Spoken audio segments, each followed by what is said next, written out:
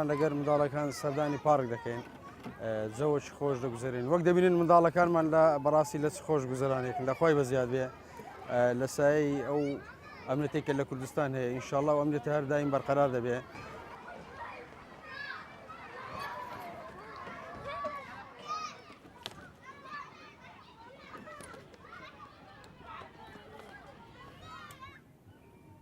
وڵی بە حکمی ئەوەی هاتین زەوەکی لێرە بگۆڕین پارک فێنکە جەیەکی فێنکە و جەیەکی بەڕاستی تا بڵێ خۆشە و زەوەکی تایبەتی خۆی هەیە و بە باشمان زانی بین زەوەکی بگۆڕین و بین نانەچی لێرە بخۆین و ئەو منداڵە بچووکانش حەزیان لە یاری شتیوا بوو.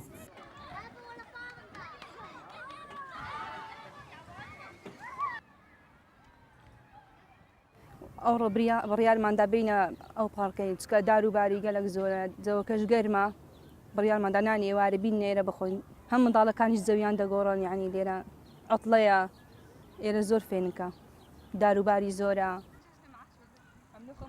ئێرەش ئەو پارکەش لەخوای بەزیاد بێ داروباری گەلە زۆرە و گەلە فێنک و خۆشە و ئەلحەمدولیلا لەگەڵ عایلەکە خۆمان وامان کرد بینێکوانە خواردنێک لێکوانە پارەنانێک لێکوانە پێکەوە بخۆین و لەخوای گەورەوە بەزیاد بی ئێستاژەوە لێرە دانیشتینێ لە خۆمان.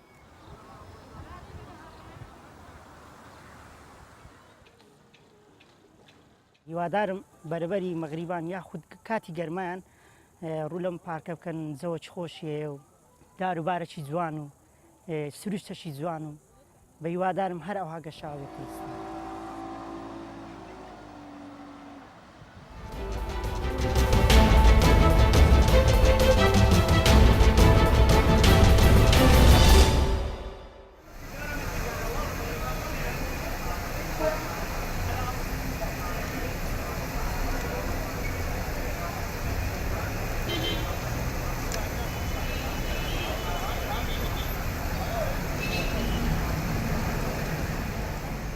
تجي على أماكن أكو فيها برودة شوية واحد يبرد نفسه بهالحر كهرباء ماكو يعني ظلم الله العظيم كهرباء ماكو العالم تجي هنا تبرد نفسها على هذا الأجهزة اللي مسوينها هم والمي البارد فالجو كلش حار هاي صار يعني هالأيام هاي كلها حارة الدنيا وين تروح العالم.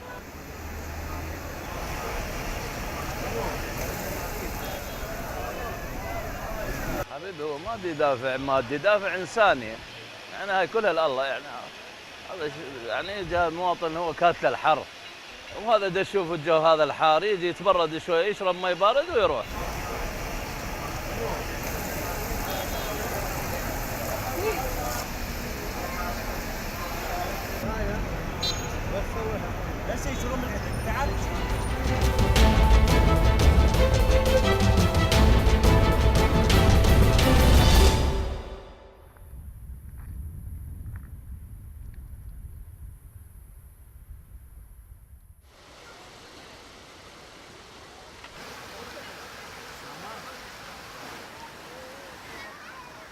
لەبەرەوەی هاتوینە هەولێر دەرەجە حرارەی گەلە گەرمە هاتیینە دوکانە جەوەکی بگۆڕین گەلێ سەکران جەوەکەی گەلک سارد و خۆش و فێنکە یعنی ئەوە بزانم تاکە شوێنیشە هەتاوەکو ئێستا بەفری ماوە.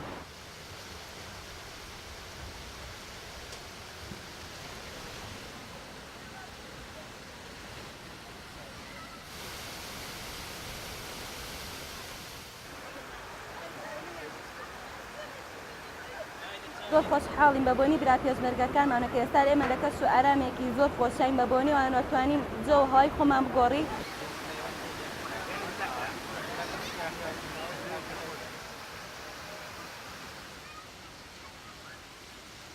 کەش و هەواکی زۆر خۆشی هەیە فێنکە لەبەر کەش و هەواکی گەرم لە شارۆچکەی هەریر هاتوین بۆ سەیرانگەی سەکران.